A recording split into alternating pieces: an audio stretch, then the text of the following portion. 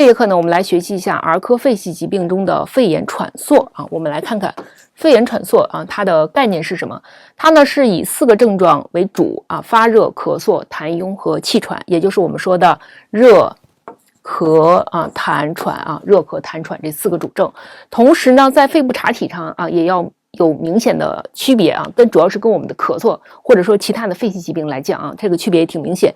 你比如说它查体啊，它可以闻到这个中细湿络音啊，你像我们的咳嗽病，对吧？它所听到的这个湿络音呢，可以没有啊，如果有呢，也是一个粗湿络音，但是这个中细啊是个中细湿络音，说明什么呀？说明它的病变部位更倾向于我们的肺泡或者是远端的这个气道，对吧？所以才会出现这种中细的湿络音。那 X 线胸片呢，也可以看到啊这种斑片状的阴影啊，炎性阴影为主要表现啊，所以这个肺炎喘缩啊是比较有特点的。严重的呢，可以出现我们说的这种喘症的特点啊，张口抬肩呀，呼吸困难呐啊，甚至出现面色苍白、口唇青紫啊这样比较重的症状。那接下来我们看看它的病因病机。它也是分外因和内因，那外因呢也是感受风险啊，所有的肺系疾病啊涉及到外因啊，都主要是风邪，当然也可以由其他疾病传遍过来啊。那内因呢还是什么呀？还是正气不够，对吧？啊，脏腑娇嫩，肺胃不顾啊。这个脏腑娇嫩主要指的是什么？主要指的是肺啊，当然跟脾也有关系。病变部位主要就是在肺啊，肺炎喘促主要是在肺。那它的病机关键是什么？是肺气郁闭啊，这个跟咳嗽的病机是不一样。咳嗽的病机是什么？是肺湿宣肃啊，它只是一个宣降失之啊，宣降或者是宣肃啊，一样的宣降失之。可是到了这个肺炎喘促这儿呢啊，这个肺气已经郁闭了啊，肺湿宣降，这个宣降只是失调，但是它还可以宣可以降。可是到了肺气郁闭呢啊，就完全郁闭在里面了。那它郁闭的一个原因是跟什么有关？是跟痰热有关啊，是痰热导致它郁闭。当然啊，肺气郁闭反过来也会加重这个痰热啊，所以这个痰热是一个主要的病理产物啊。那么我们再看啊，它呢还可以出现一些辩证啊，你比如说因为正气虚弱啊，它可以影响到心气啊，出现心气暴脱。如果是邪气壅盛呢啊，那也可以啊演变成其他的这个脏腑，比如说引起啊抽搐啊、动风啊这样的症状。好，咱们看看啊诊断要点啊。那么诊断呢，从临床表现上来讲，我们已经说了啊，就是什么呀？就是发热，然后咳喘痰啊这几个特点啊。从肺部查体上来讲啊，可以闻到中细湿络音啊。那么新生儿患这个肺炎的时候，它可不一定非得遵循我们说的这个临床表现，它可能就是出现什么？出现啊不吃啊，然后呢啊以睡为主啊，精神萎靡，然后甚至口吐白沫啊等等啊，没有上述表现啊。这个时候越是这样的，越提示病情比较重。好，再看实验室和特殊检查啊，这个实验室和特殊检查呢，跟我们讲咳嗽的时候的这个实验室和特殊检查是一样的啊。从胸片上来讲啊，那么出现这个斑片状的阴影。啊，那么病原学检查，我们主要也是针对3种，对吧？细菌啊、病毒，还有这个肺炎支原体啊，还有就是血常规检测啊。那血常规检测呢，也是根据细菌啊，还是病毒，还是支原体啊，它会有相应的区别啊。你比如说细菌会出现白细胞的升高，对吧？啊，那么这2者呢啊，这个白细胞呢就可以不高。好，我们再看一下鉴别诊断和儿童哮喘去鉴别啊，因为儿童哮喘它也会出现什么喘的症状，对吧？可是我们说肺炎喘缩啊，它除了咳嗽，它也会喘啊，所以这2个要鉴别。那么儿童哮喘有什么特点呢？就是反复发作，它是一个反复发作的这么一个喘息气促的一个病史啊。另外就是它在查体上主要是以什么？主要是以哮鸣音为主的，而且是呼气相延长啊，这个跟肺炎喘促的这个湿络音还是不一样的啊。再者就是支气管舒张剂啊，有显著的疗效啊，用上很快就缓解了。好，这是它的鉴别诊断啊。那接下来我们再看一下辨证论治。肺炎喘缩呢，我们在辨证的时候啊，要重视几个辨证的要点啊。首先呢，初期的时候我们辨风寒还是风热啊，因为初期啊，它一般都是表症，病情比较轻啊，那我们就是分寒热。那到了急期的时候啊，这个要辨什么？辨到底是痰重还是热重啊？涉及到你是以清痰为主还是以清热为主。到后期呢主要是以什么？以虚症为主啊，所以这个时候呢要辨什么？要辨是气虚还是阴伤啊。那么另外呢，有些个因为正气不足或者是邪气太盛导致的这个辩证，那你就要辨啊，它到底是什么辩证啊？是涉及到心啊，还是涉及到肝？好，咱们看基本治疗原则啊，基本治疗原则就是开肺化痰、止咳平喘啊，因为它呢病机主要是肺气郁闭啊，然后又有痰啊，又有咳啊，又有喘啊，所以啊开肺化痰、止咳平喘。咱们看看具体的症型啊，先从常症开始看起。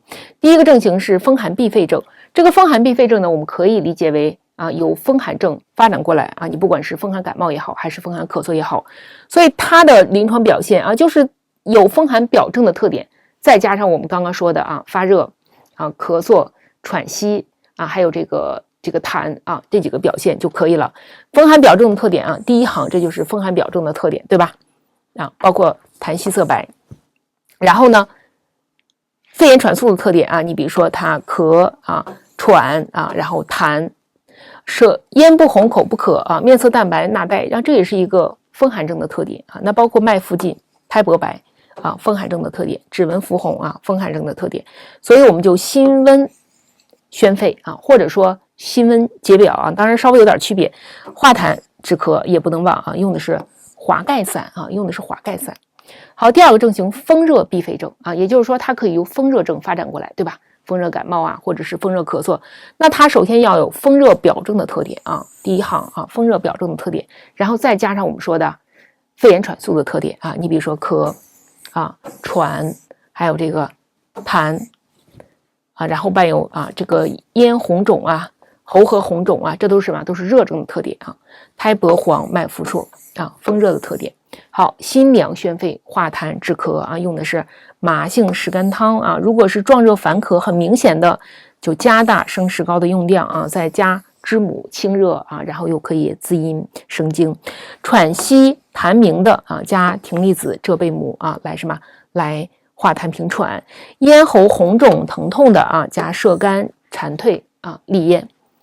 好，第三个症型是痰热闭肺症也就是既有痰又有热的特点那你比如说它会有发热、烦躁，然后呢咳嗽然后痰咳痰、黄稠或者是喉间痰鸣的总之你能看到是一个痰热并重的特点那么咽红肿面色红赤口渴欲饮这也是热症的表现。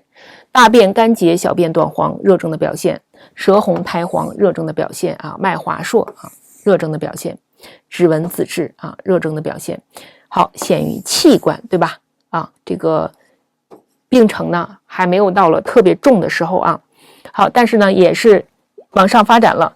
清热涤痰、开肺定喘，这是它的治法。我们的方剂选用的是麻杏石甘汤，再合上一个合上一个什么的？合上一个治痰的治痰饮的葶苈大枣泻肺汤麻杏石甘汤主要针对什么？针对内热的，对不对？如果痰多呢，再加天竺黄、浙贝母、紫纯子加丹参、赤芍，干嘛？活血活血凉血。热肾加栀子、黄芪来加强它的清热。好，第四个是热毒闭肺症那么这个热毒闭肺症很显然和这个痰热闭肺症有一个特点，有一个区别是什么？是它是以热毒为主的，所以它这个热会特别明显壮热不退，以高热为主壮热不退当然它也可以有痰，只是它仍然是以热势非常的高为突出特点的。好，其他的我们看面色红赤、口唇紫干涕泪俱无，为什么呀？因为热邪伤津已经伤津到一定程度了，烦躁不宁或嗜睡，甚至神魂沾雨热扰心神，对不对？口渴隐隐、便秘、小便黄少，这也是热症的特点包括舌红少津因为热苔黄腻或者是黄燥脉红数这也是热症。指纹紫质。清热解毒、泻肺开闭，用的是黄连解毒汤合上麻杏石甘汤。所以在热症的不管是风热也好，还是这个痰热也好，还是热毒闭肺症也好这个热的这个肺炎喘促，麻杏石甘汤呢是一个常常用到的方剂。那我们再看最后一个常症是阴虚肺热症那看到阴虚，它肯定是什么？持久，对吧？咳嗽日久咳喘日久，然后再伴有阴虚的表现这个典型的阴虚表现低热盗汗然后手足心热、干咳少痰、面色潮红舌红少津、脉细数，对吧？指纹淡紫这个淡提示什么淡质看虚实嘛，所以这个淡提示是个虚症，是不是这个红紫看寒热所以这是一个什么？这是一个热症啊，这就是一个虚热症，也就是我们说的这个阴虚症。然后养阴清肺、润肺止咳，用的是沙参麦冬汤。好，再看我们的一个气虚症，对，虚症里面还有一个气虚症啊。那这个气虚症呢，也是要时间比较久，久咳。然后它的主要特点是在咳嗽的基础上伴有气虚的表现啊。你像啊，咳痰都没有力气，然后多汗易感冒，纳呆便溏，面色少化，神疲乏力，对吧？典型的气虚表现啊，包括脉细无力啊，质温淡啊，虚症。那就补气就可以了啊，补什么气？补肺气以及补脾气啊。补肺益气，健脾化痰啊，用的是人参五味子汤。好，现在我们看辩证啊，辩证它呢有2种情况，第一种情况是因为正气不足啊，正气不够了，导致心阳啊虚衰，心阳暴脱。那心阳虚衰、心阳暴脱会出现什么症状啊？他这个人呢就会出现啊血循环不行，对吧？面色苍白，唇脂自干，然后呢呼吸浅促困难。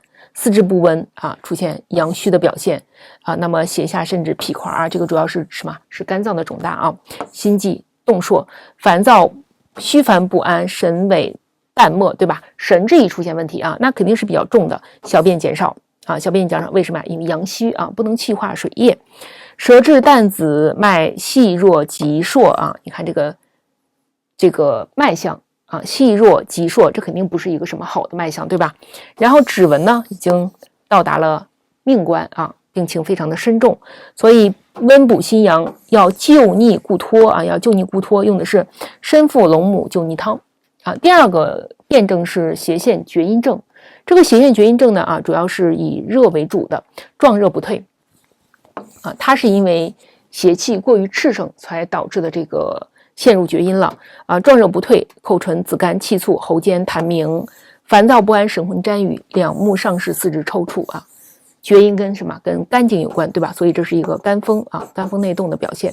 舌红苔黄，脉细硕，指纹青紫啊，可达命关。看到儿科的疾病，只要提到可达命关4个字啊，那一定是个重症。我们要清心开窍啊，平肝息风，用的是菱角钩藤汤，合上牛黄清心丸。我们通过用药啊，也看得出来。这是一个纯的热症，对吧？它这个动风应该是什么？应该是热极生风啊。好，那接下来我们看看肺炎合并心力衰竭的诊断与治疗啊。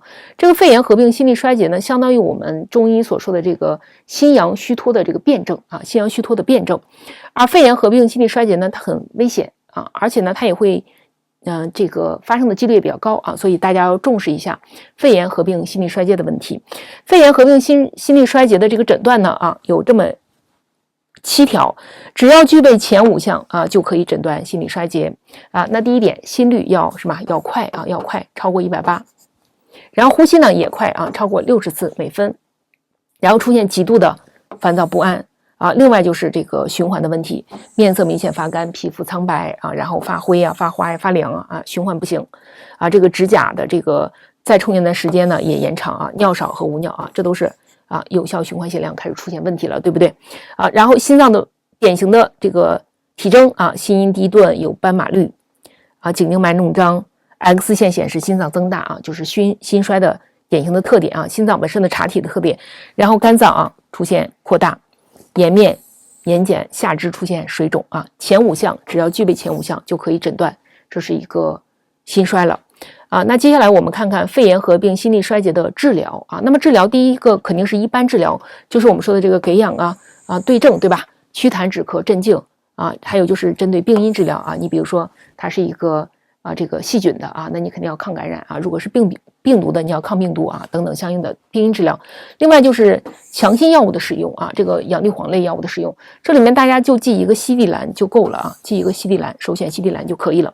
好，必要时呢可以使用利尿剂啊，讲呋塞米，还有这个血管扩张剂啊。那接下来我们看一下这个肺炎喘促的预防和调护。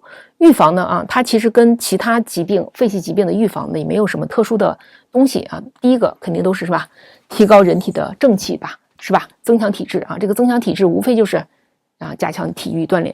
好，第二个就是要注意避免外邪，对吧？避免感染外邪啊，就避免着凉感冒啊。那这个时候你就要什么？就要视寒温，对吧？根据寒温来加减衣服啊。第三个就是避免别人传染给他啊，那就少到一些拥挤的、空气不流通的公共场所。